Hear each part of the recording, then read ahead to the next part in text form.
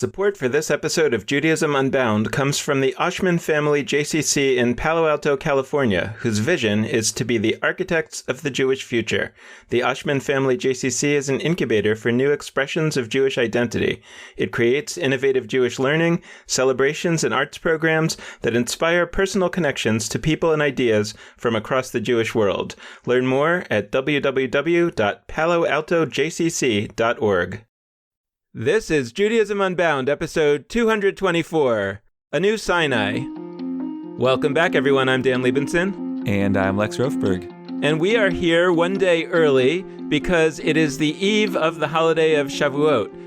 Tonight, the holiday of Shavuot begins, and I'm about to give Lex an opportunity to tell us a little bit about what we have planned. But before I do, I just want to note, as we always do in these episodes that are just a conversation between Lex and me, that we really invite and we need your help. We've been actually putting some calls out for help of a variety of ways in the last few weeks, and it's been amazing to have people respond. I just want to apologize to some of the people. I think by now, hopefully, I've gotten back to all of you, but it's overwhelming in a wonderful way that people have stepped up and said, I want to be a captain of 10. I want to get involved in some of this creativity stuff that we've talked about over the last few weeks. So we're I'll put another call out there. If you're one of those people who wants to be kind of a volunteer organizer, you're somebody who's able to work at that level, that would be really helpful to us right now.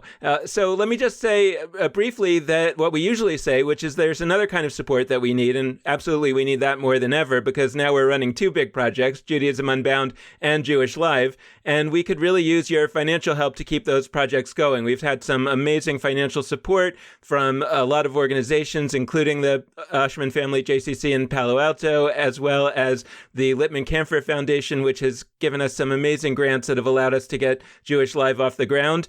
But we still are looking for a broad base of support from all of those who are listening to Judaism Unbound and using JewishLIVE. And we're not asking for a lot. We're really hoping that maybe every time you watch a show on JewishLIVE or you listen to an episode of Judaism Unbound, that you maybe think of that as a dollar dropping into the little bank account that you're going to send to us. And maybe that means $18 a year. Maybe that means $50 a year. Maybe that means $180 a year. But whatever you're able to give, we're extremely grateful for. And I want to assure you that A, we need it, and B, we'll use it well. So thank you so much. The way that you can do that is to go to www.judaismunbound.com/donate or www.jewishlive.org/donate. And we're really, again, super grateful for all the help that you can give. So now let's jump into our program. Lex, before we get into the meat of what we're going to talk about today, I was wondering if you could tell our listeners a little bit about what we've got cooked up for Shavuot and why we're releasing this episode a day early, in part so that you'll know before it happens. Heck yeah. Okay, so ShavuotLIVE.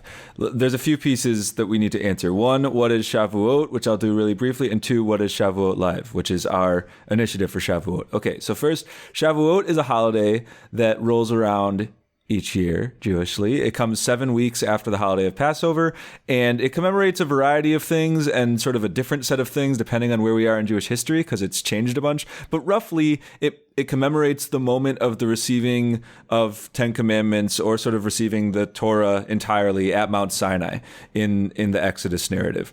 And one of the traditions that's evolved over time is that you stay up all night doing learning of some kind or another. Now, there's certain books that have traditionally been prioritized that folks like to dive into on Shavuot, the Book of Ruth, for example, the text of Pirkei Avot, which is from the Talmud. But we're sort of opening up Pandora's box and encouraging you to do all sorts of different kinds of learning of maybe some text, but also some non-text. So for 24 hours, yes, 24 hours, we are going to be offering live streaming digital Jewish learning. So starting 5 p.m. tonight, Thursday, May 28th, through, and that's Eastern time, through 5 p.m. the 29th, tomorrow, Friday, we'll be having just nonstop rolling programming through our JewishLIVE Facebook page and through our website. And you can follow everything at jewishlive.org/Shavuot. That's Shavuot.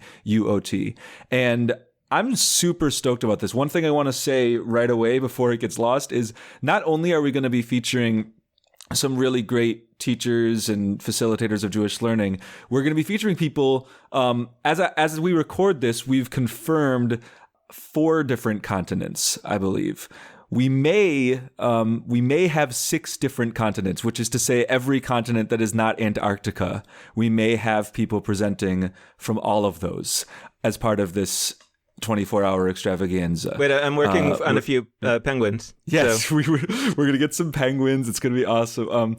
But just earlier today, I was having an email thread with a lovely friend of the podcast in Australia. There's folks that have stepped up. There's somebody who stepped up in Africa. There's a few folks in Europe. I mean, it's a very cool thing that we're putting together here. And one thing I'm especially proud of is we're mixing. So there's some folks that you'll be familiar with who are past guests on our podcast, some really incredible folks. But we've also reached out to some folks that we've been talking about as sort of everyday Jews. Jews in the pews, Jews maybe not in the pews, but. And we're excited to be incorporating some of those people. So friends of ours that we've made in Britain will be participating. Friends of ours that I've made through Jewish Facebook will be presenting. Just a whole slew of interesting folks. So we hope that you'll tune in. And that's what we'll be offering starting tonight at 5 p.m. Eastern. So I wanted to start our conversation today jumping off from Shavuot as a concept and as a mythic concept, and then trying to take it into what we've been talking about, because I actually think the Shavuot marks a moment, actually in some ways 2 moments, arguably, that are really important in the mythology of Judaism. Specifically, that Shavuot marks the day upon which the 10 Commandments were given. And I'm not sure, actually, Lex, does it mark the beginning of the 40 days that Moses goes up to Mount Sinai, or the end of the 40 days? Must be the beginning. That's, I think, the beginning. But that's a good question. We can look into it. Yeah, must be the beginning. Well, it must be the beginning on 2 levels, right? Because 40 days is almost the entire period of the Omer, the 49 days. And I know they didn't get to Mount Sinai in 9 days, I'm pretty sure. So that's number 1. And number 2, I guess that really it's the giving of the 10 Commandments, which ostensibly happened early on in the 40 days. And then I don't know what Moses was doing the rest of the 40 days. But apparently, I guess it takes a long time to write the Torah. But the other thing that happens at that period is the golden calf.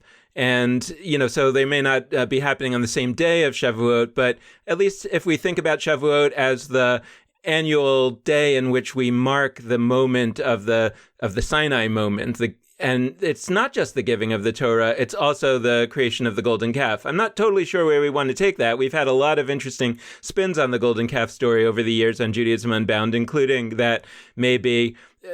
all kinds of ways to look at it in a more positive light, or at least in a more realistic light, about what it means to build a golden calf and why people might be impelled to do that. So I just want to point out that I think that both of those pieces are in play and they have connections between them. But in terms of where we are in the story this year in particular, where we've been using this metaphor to talk about how the COVID-19 has made us have an exodus from the way that we knew Judaism before, and now we've been in this wilderness, whether it's the digital wilderness or the larger wilderness of a migration to a new kind of Judaism that we don't know yet, that there's this moment relatively early on where maybe you can see it as a stock-taking moment, as an intense stock-taking moment. I mean, we've been taking stock here on jewishLIVE and on Judaism Unbound from the beginning, but I'm thinking about, maybe there's a certain moment that comes when you realize, hey, actually everything that we've been experiencing so far in the wilderness, it's not clear exactly how that affects the future, right? Meaning, so let me give you just one example. I've stopped going to digital synagogue. I've stopped. It's 8 weeks into it. I have reverted to my previous self that I don't like going to synagogue. And there was this time where I really, was into it in terms of the digital synagogue. By the way, no offense to my synagogue. They're still doing a great job. I actually think they're doing a great job. But what I found is that I didn't really have a natural interest in synagogue services. And the first few weeks, there was a certain novelty. There was also a certain desire to be with a community, or to have a sense of at least a curiosity to see what was going on with this community. And I've been really pretty happy about what's going on. And now I kind of feel like, well, I wasn't going there before. Why am I going there now? And it's not because, I should point out that the synagogue is 2 blocks from my house. The reason why I wasn't going to synagogue before was not that it was, a strain for me to get there. It was that it's just not my thing. And it makes me think more broadly about the idea that, hey, maybe there's going to be this kind of initial set of things that happens in the trauma of the Exodus, and maybe those things point to the future, and maybe they don't. But we can't necessarily know just based on the fact that they're happening. So, that's one thing that's really on my mind, is saying, okay, so now that we can take stock, let's look back at what has happened since the Exodus. But at the same time, let's actually look at it thoughtfully and carefully and say, just because everybody was, just because synagogue services were up for a while on digital and maybe still are up, that doesn't necessarily mean, hey, people love digital synagogue. That's the future of synagogue. But then the question is, well, what does it mean? Where are you sitting, Lex? I'm sitting a few places. One, I really am finding myself super excited for Shavuot. So first off, I'll start by saying, and maybe this surprises folks who have followed us close enough to know our respective personalities and tendencies. I also have not been going to digital services very much. I don't go to services weekly, sort of pre-COVID. I haven't gone to service weekly, but I do go sometimes. And I have been going rarely. And the times, and if I'm being honest, I don't know whether to feel good about this or bad about this. The times I've been going are when I'm leading, when I myself am centered, which maybe that doesn't reflect so well on me, that I only go when I get to be in charge. But I have enjoyed thoroughly leading in this context, specifically because the places I've been leading have not been starting from a rubric of, oh, this is what we do pre-COVID, and so we're going to sort of do our best to replicate that, simulate that. We're usually in a 2.5 hour service, and we've been maxing it at 60 minutes. So it's okay, you're going to do your shortest version, and so I've done that, and I've played around with various visual kinds of modalities, using images, etc., virtual backgrounds, all that stuff. It's been fun, but the reason I bring that up is because I'm excited for Shavuot, because I feel like this is a holiday that does actually work for digital modalities in a way that I think others are hard. At least the version that we've been operating with is a good map, because Shavuot's about learning. And one thing, I don't know if we said this explicitly, but I've sort of gleaned it over the last couple months, is learning works digitally pretty well. A good teacher can teach digitally without making so many. I mean, you want to know the technology, you want to be able to make shifts, whatever. But I think it's an easier thing to do than other kinds of meaning making. And I think that this is the annual moment where you really just, those of us who are big on the learning side, that's something I do all the time, even if I'm not going to services. I am participating daily in forms of Jewish learning through Facebook, whatever, before and after COVID. This is our time. And I think that it hasn't surprised me that we've seen, in addition to our own initiative, just a lot of different Shavuot events popping up digitally. Before this, I really didn't know, outside of the biggest metropolitan areas, very few spaces actually did all-night Shavuot events. That people would do, an hour or two thing a little later at night, maybe 8 to 10 p.m. There's an event that brings some folks together. And in the biggest metropolitan areas, there's been, cross-denominational collaborations. But typical spaces, I don't think have really done much with this holiday. And I'm finding that there's just sort of option after option after option happening now, because I think there's this craving. I think people are oh, this is one we can really do. It's not about singing together, which is hard digitally. It's not about prayer, which I think even that without the singing is hard. It's just learning, which you can do that. You really can. So is it about craving, or is it about the demand side, or is it about the supply side, right? I mean, is it that people are craving it, or is it that it's doable? I am going to dodge and say a little bit that it's both. I think that there is, so I'm not going to claim that there's a craving among everybody. I think that's important. And so I know one piece you want to talk about is the difference between sort of the folks who are on the inside of Jewish learning versus folks who might never have experienced Shavuot or heard of Shavuot.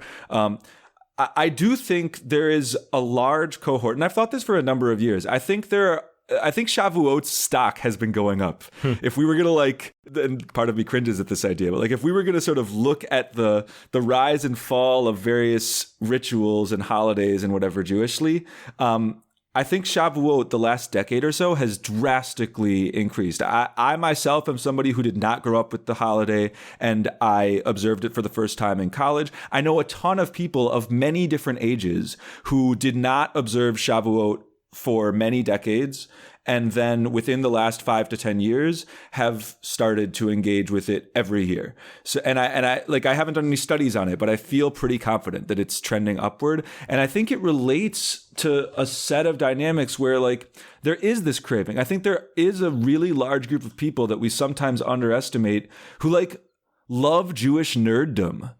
Love diving into text, and even, sometimes traditional text, sometimes less traditional text, but really want to geek out about this corpus of Jewish tradition and history. And Shavuot as literally a glorified all-nighter.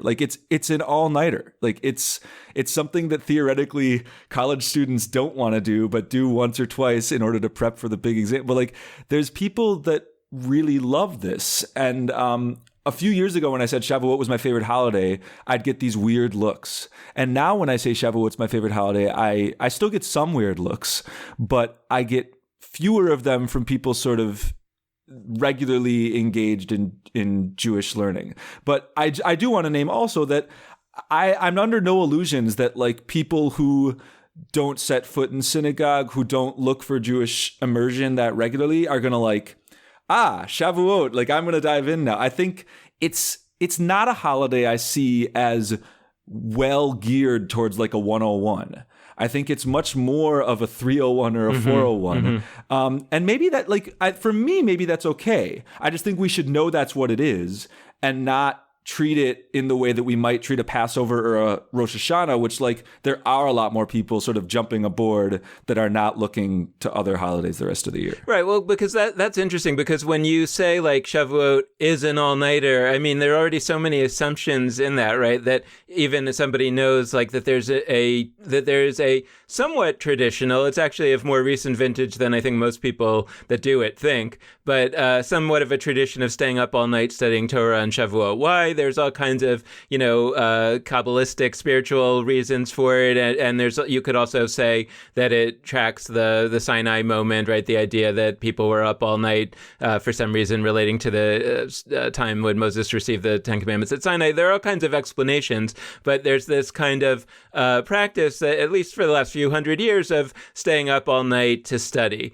What I think is interesting, so we could say, well, that's a 301 level because, you have to already have some familiarity with that even this practice exists, and also some degree of interest in staying up all night studying a Jewish topic. I guess what I'm suggesting is that either we probably need to give a new valence to it, to say, we have a practice staying up all night studying. Can we find a new explanation for why that registers in a more powerful way for folks, right? So for example, this is our one day a year where in this time of Jewish upheaval in an intense and worldwide way, we can try to put our heads together and try to think in new ways about Judaism, right? Now, if we were doing that, it may or may not lead to the same type of activities, where it's traditionally, in the way synagogues and other organizations do it. It's in the way I think in some ways we're doing it. Somebody takes an hour and they lead a session and then you go to the next session, as opposed to some kind of think tank process where we're really, getting through a big idea over the course of the night, and by morning, maybe something more like a hackathon, and maybe a Shavuot Jewish hackathon would make more sense for the time that we live in rather than a more traditional Shavuot study, at least for the 101 level, right? And I like what you're talking about, that the more, people that are into it, the people that are already doing the hackathon every day, like we are, might say, okay, well, I don't need to do a hackathon on Shavuot because I do the hackathon every day. So what I need to do on Shavuot is a really intense intense deep dive into a topic. I don't know. There are all kinds of ways that I could imagine kind of reinventing the practice of Shavuot a little bit to suit the times that we're in. But my question always is whether sometimes with these things where it's a solution in search of a problem or vice versa, and how do we really do some of that? Well, I want to note, by the way, that we don't really have time. I mean, we sort of, in theory, had time if we started the day that the COVID-19 physical distancing started, but we didn't because Passover was coming. In some ways, there isn't time to absolutely reinvent a holiday in a very brief period of time. I'm really interested. So that's a little bit what I was trying to say about how you have this initial kind of shock of the change, and then you have this long period. And maybe that long period in the wilderness is good and important because it actually takes a long time to reinvent some of this stuff, not for the time of the shock, but for the time that is going to be in our future. And I wonder, I'm really excited to know about Shavuot for next year, for example. I think that we'll have plenty of time to really think that one through. Let's make a note that we should actually start working on that, right after Sukkot, maybe. Yeah, go ahead. Yeah, I mean, I think there's a couple of things coming up for me. One, I do believe that the all-night aspect of Shavuot is potentially powerful. And I think, when I talk about Shavuot, you're right that I have used an is tense and not a has been tense in the sense we often do, where we talk about holidays have been X and could be Y or Z in the future. And I do think that there's something really amazing about just staying up all night. It doesn't need to be learning, but I think the fact of staying up all night is for me a really powerful thing, even if you're not exactly sure why. So you talked about how maybe it's a think tank, maybe it's a hackathon.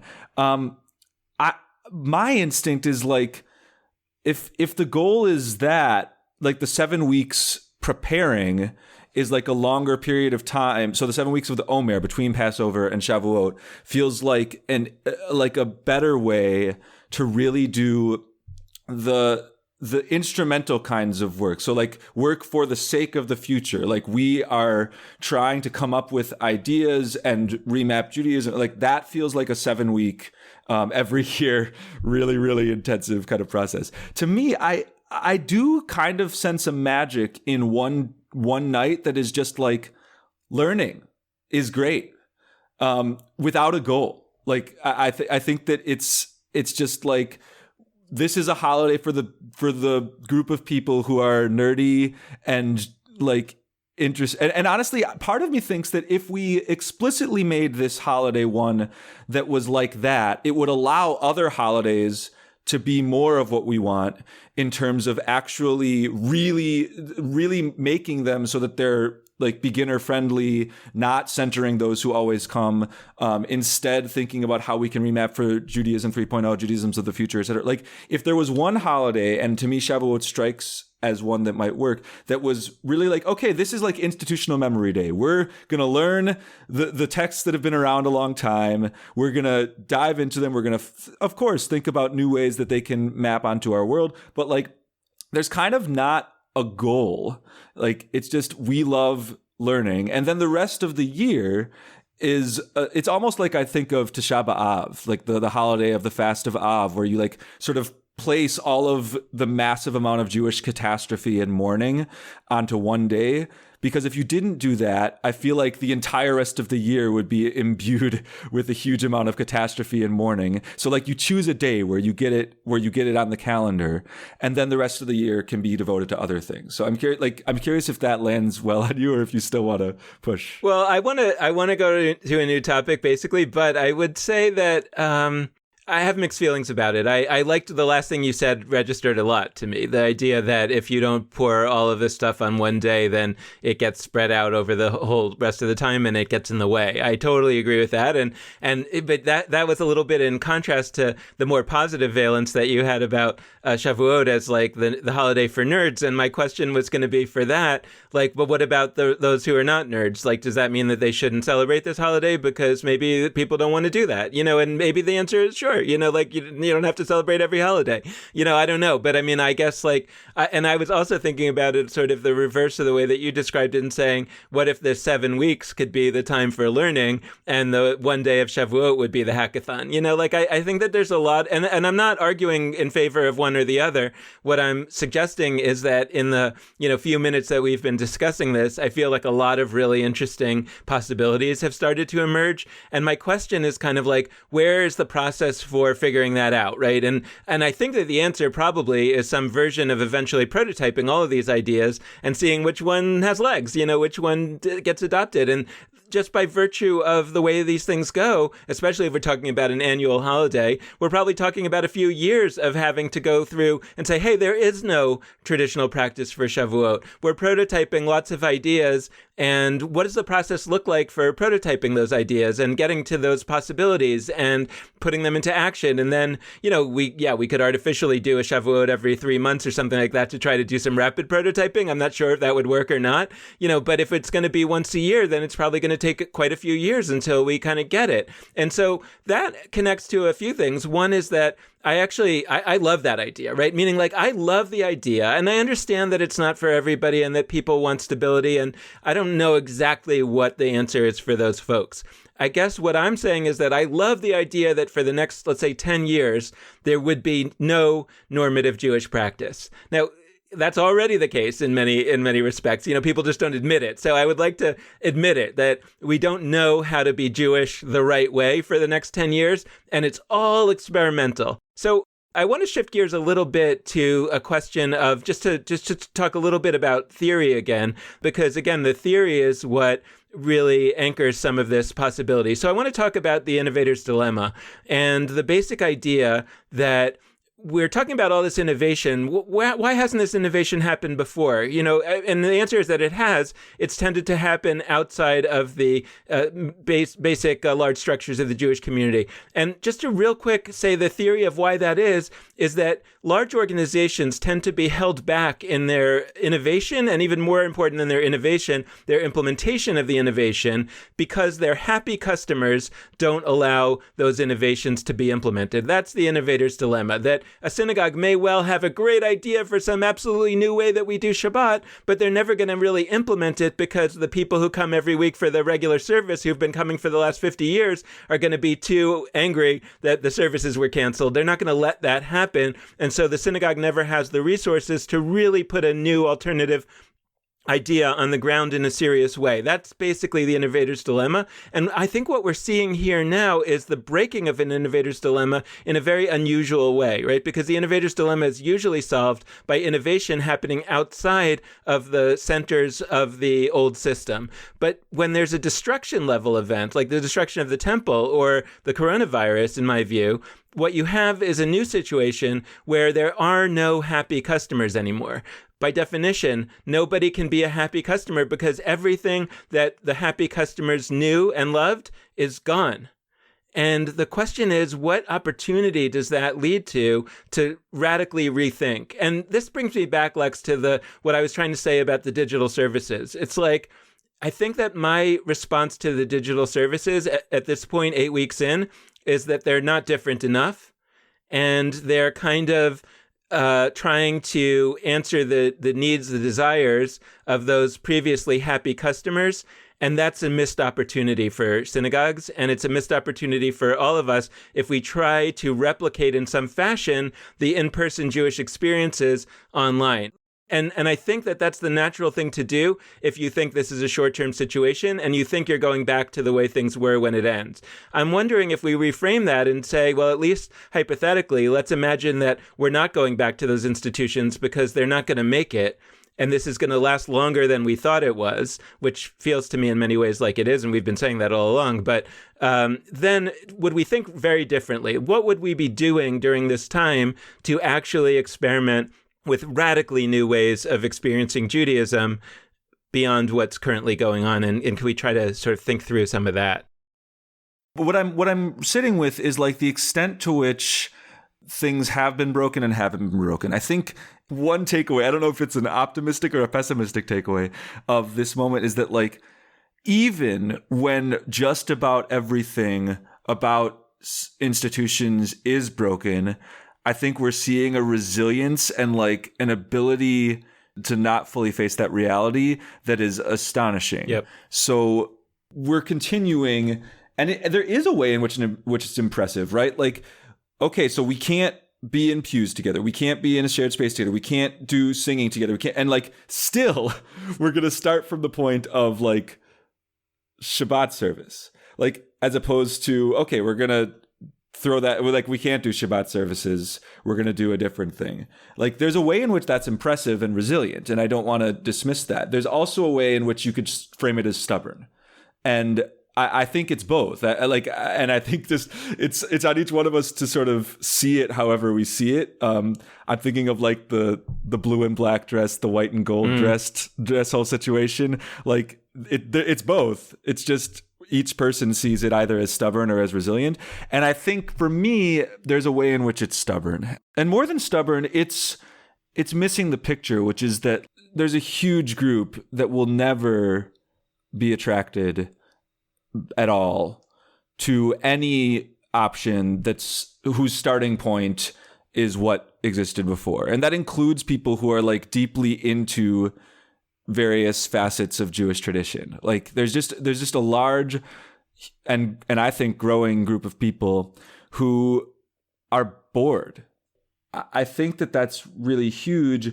And the prototyping piece really does feel like the only solution. But then it's like, I don't know, the process of getting people on board to do the prototyping. I mean, it's in many ways like what our entire goal has been of this podcast for a long time. But like it's huge and astronomically challenging. And I think even there was a recent article I read by Yehuda Kurtzer, who, you know, past guest on the show, like somebody who we deeply respect, that was arguing basically the solution right now to high holidays is to have a ton of groups of 10 people still gather and train a ton of people to lead those services who have never led services before in a relatively traditional way instead of digital. And to me, like, once again, with deep respect to Yehuda Kurtzer, like, I couldn't think that's more foundationally wrong. Like, to me, that represents every form of like, okay, high holidays are toasted, and as opposed to acknowledging that and saying it's just not going to look like it did before, we're going to try and train thousands of people in a few months who have never done this before and gather small groups. By the way, we don't even know if gatherings of 10 will be permissible, but like, let's say it was, like, it feels like such a move of like, no, this is going to be as close to the same as possible, that I really want us to be less stubborn than I'm going to use that word again. Like, I want us to err on the side of thinking new. It's such an interesting framing. Like another one of our friends and people that we very much respect, David Tzvi Kalman, wrote a piece on Facebook the other day, sort of ranking the holidays based on how difficult they would be to replicate in social distancing times. And he wasn't really he wasn't expressing explicitly an opinion one way or the other about any of what we're talking about. But I responded to it by saying, that all depends on what you mean by replicating the traditional holidays or whatever, because my point was that these holidays themselves were reinvented during the previous time of upheaval, and they were reinvented in the previous time of upheaval before that. And so the idea that, and I'm not sure, and I don't know that you can say based on any current way that the holiday looks, whether it's difficult or hard. It's more about the question of what is that holiday capable of doing going forward. But it's interesting. But I mean, to go back to Yehuda's point that you were talking about, when you think about the gargantuan amount of investment, I don't mean financial investment, I just mean investment of time and effort that it would take to train all of these people to lead high holiday services, even if that were possible. Imagine using that same amount of time and effort to reinvent 42,000 different prototypes, or even just 42. That's the life, universe, and everything, right? The idea that you could really engage in that process. And the question is, why would you prefer one over the other? And again, I'm not ascribing this to Yehuda. I don't know what his preferences and what his thoughts are. But why would one prefer one over the other? I think you might say, Well, number one, we of course would have to do the training of people to lead high holiday services traditionally if we believe that somehow that is the only right way to do high holidays, right? It's from God, or there's some way that that's the only thing that means the high holidays. That's possibility one. Possibility number two, we think that we're going to go back to the way things were when this is done. So this is just a temporary interregnum period. Maybe it's 1 year, maybe it's 2 at the most, and that if we could just get through this, then we'll be okay on the other end of it. And, maybe there's some others. And the alternative point of view is this is the beginning of a future. And it's not at all clear that that future involves high holiday services as we've known them in any way. And or that even if we wanted it to, when we go back after this is over, it's not going to be the same. The institutions are not going to be there. The other piece of it is that I think Yehuda's idea is really maybe not bad for people who themselves love high holiday services and they just absolutely love them and they want to have them. That I don't have any problem at all with those folks getting together and replicating high holiday services in groups of 10 if that's allowed. And safe. Yeah. And safe. That's what I mean. Yeah. Oh, right. Of course. And safe. And we should talk about this at some point because there's a lot of talk that even if things were to be allowed, we shouldn't do them anyway because they're not safe. But the other thing is that a lot of people don't like high holiday services and they only go if a lot of people don't go. A lot of the people who go only go because that's what's available and they feel like they should be doing something and there's no energy to create an alternative, or if there is, they haven't heard about it.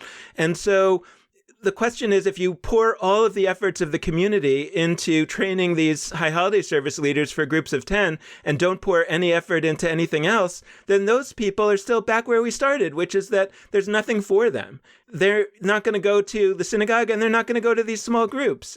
The piece, though, that I want to say, and I think this is going to be controversial to say this way, but I want to bring in the golden calf because I've been thinking a lot about the golden calf lately and thinking about what does it mean. And now I'm not totally sure about early Israelite religious practices in Egypt, if the Israelites really were slaves in Egypt and whatever. And I don't know that anybody knows. But in my imagination, one of the things that I'm thinking about in terms of when they created a golden calf, my sense is that they created a golden calf because that's what they knew religion to be. And so here they are after the Exodus, they get to Mount Sinai, and there's some sense that God is about to declare this new religion, this new way to be an Israelite. And their response to it is, I think, in the golden calf, is to say, no, we'd rather go back to the old way. And I think that if we see the golden calf, not the way that we've been taught it, which is a bad innovation and a bad attempt to bring in some foreign worship. But if we see it in a little bit more of a charitable way, and we say, no, that's not what it is at all. It's an attempt to reclaim the old way of being Jewish because the new way is too scary or unknown or unfamiliar. And if we look at it that way, then is the attempt to hold on to the previous way of being Jewish that we knew and, by the way, did not love. And so we are going to hold on to that for dear life at a time specifically where we have an opportunity to explore something else, something that takes as seriously the content and the raw material of Judaism, but allows us to put it together in a new way, allows us to connect across geography, allows us to put together the hopes and aspirations of all the people who were never coming to that stuff in the first place, but are now giving it a second look because they're lonely and they're looking for something and they're open, and we're going to just double down on the old stuff? Shame on us. That's the golden calf. I want to close just by focusing to two groups of people that maybe you're listening. Maybe these are people who don't listen to us, but I don't know. To me, there's two groups that are sort of proverbially connecting to or worshiping the golden calf you just described. So two groups of people that I think are worth naming. One is people who look at COVID-19 and all of the upheaval right now Jewishly, and they know that it's not going to be the same afterwards. They know it's going to be different, but they think it shouldn't be. Ultimately, they think that automatically whatever product, I hate that word, but whatever Judaism is going to inhabit the other side is going to be worse. So that's people who descriptively do recognize a change is happening, but prescriptively would like it not to be happening. Then there's a second group, which I think actually is not recognizing that there is a change happening, is actually just saying like, no, this is fully temporary, and what's the moment we're in is done. We're going to go back to normal. And I can't, that group of people, I can't really convince of anything. Like we see things differently, but I would strongly ask that if you are one of those people that really thinks that this is temporary, that in a year or in 2 years, both you and I, on different sides of this argument, like really sit down and look out at the grand scheme of what's going on Jewishly and really evaluate if that was the case. Because it would thoroughly stun me if we actually are not deeply changed collectively as a result of this moment, whatever we want. So for the first group, I think like there's a longer conversation for us to have because we both recognize that there's a serious change afoot right now, and it's just a matter of whether that's good or not. Like with that group of people, I would love to have many, many conversations with you about the beauties of digital connection, of the potentials that we have when we really unlock the different possibilities. Also, what you always talk about, how we're still very early and what we can do today is not necessarily what we'll be able to do digitally in 10 years or 50 years, and it might be so much bigger and better. Like I understand that first group because there's an impulse in all of us to say what we know is better than what we don't yet know. But for the second group, who really doesn't think that there's a serious change underfoot, that this is just a little blip, I hope that we can revisit in a couple years and sort of check in because I think there's serious like one of us is wrong. Right. And we have to be able to really, because we are all interested in the future of this Jewish project, and we have to be willing to put aside our own our own initial impulses, intuitions, and evaluate what the case is. And so I would, and I'll say that, like, once again, if I'm wrong, I will do this. Right. I will rethink. But yeah. Right, I absolutely agree, and I just want to. I want to reinforce one thing, which is that my concern here is for the vast majority of Jews. I have no problem with somebody who wants to do something in their own life, in their own practice, that doesn't appeal to me or to other Jews. That's totally fine. My concern is that if those folks are the leaders of our institutions, of the institutions of Jewish life, they should not delude themselves and others into believing that they are serving the majority of Jews by failing to take this moment as a moment for serious rethinking and experimentation and prototyping. And I totally agree with you, and I'm totally with you that I want to have this conversation in a year, in a few years, to see who is right. And I think it's been clear what my cards are, but I want to be really clear that I'm willing to be judged on that question. But I think that it would be a terrible shame and a terrible wasted opportunity to fail to fully invest in the potential to create a new Judaism that people have been yearning for 200 years when the time presents itself, when there is a destruction level event. And I'll tell you that I came into this conversation a little more optimistic than I'm leaving it, not about what's going to happen, but about the capacity of institutional players to do it. Because I came into the conversation trying to say that there's a great opportunity here, that a destruction presents an opportunity to break the innovator's dilemma in an unusual way, which is to embrace the idea that there are no happy customers, and therefore we can move the work of innovation closer into the core than usually happens in the world of disruptive innovation. But I'm walking out of the conversation a little bit thinking that that's a pipe dream, that the priests are not the people who developed rabbinic Judaism even after the destruction of the Second Temple. There weren't too many priests and Sadducees involved in that process. And that maybe at the end of the day, realistically, that the destruction doesn't actually matter that much, except insofar as it tells the people out in the periphery, don't look to the center for your solutions because there is no center anymore.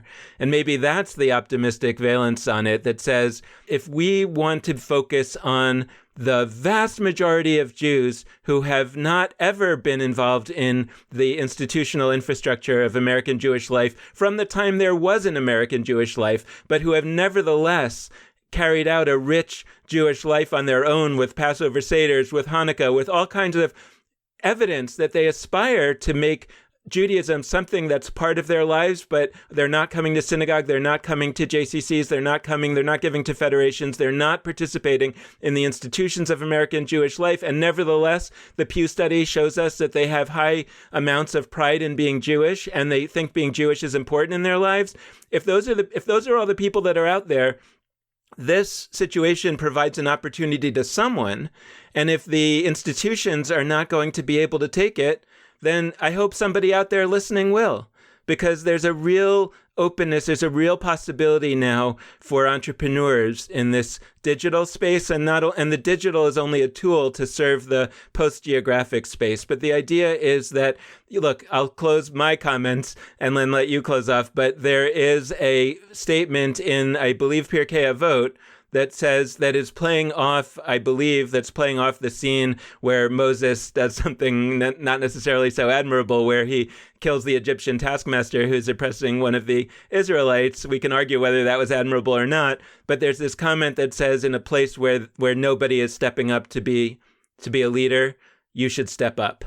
It's put in gendered language, so I'm trying not to do that, but it says, in a place where there are no men, be a man.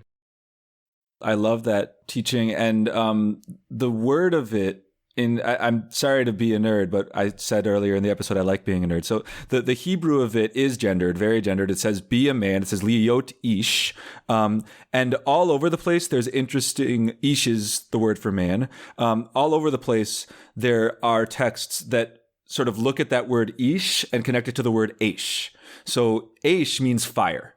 And I think that right now, not only should we be those leaders, should we be the people that we're not seeing around, but we should bring some fire. I think this conversation, we both got pretty passionate. Maybe that comes off negatively to folks, but I think we really do need that. I think it's important to recognize that, like, there are stakes here. Yeah. The book of Exodus starts with a fire. It's a fire that doesn't consume. These fires may or may not consume that we need to bring to our equation. But yeah, in a place that isn't creating the Judaisms that we yearn for, let's be those Judaisms. Let's create those Judaisms. Amen. So with that, Amen. We are going to close out this episode. We really do hope that you will join us later today, starting at 5 p.m. Eastern time. I can't list off all the time zones because it would literally be all of the worldwide time zones. But 5 p.m. Eastern is when our Shavuot Live will begin, and it will go until 5 p.m. Eastern tomorrow. That's the 29th of May. And if you're listening to this after either of those dates, we're gonna make sure to get recordings of the various sessions of Shavuot Live up on jewishlive.org/Shavuot, SHAVUOT, so that even if you're not there in real time, you can learn afterwards. So we're going to close out this episode in the same way that we always do, by encouraging you to be in touch with us. And there are a few ways for you to do that. First, you can head to our Facebook page, Judaism Unbound. Second, you can go to our other Facebook page, jewishLIVE. That's all one word. Third, you can go to either of our websites, jewishlive.org or judaismunbound.com. And last but not least, you can email us at dan@judaismunbound.com or lex@judaismunbound.com. As Dan mentioned at the top, we really do appreciate any amount of financial donation that you can send our way. And you can do that via jewishlive.org/donate or judaismunbound.com/donate. So thank you so much for listening. Have a very happy Shavuot. Let's create some new Judaisms together. With that, this has been Judaism Unbound Live.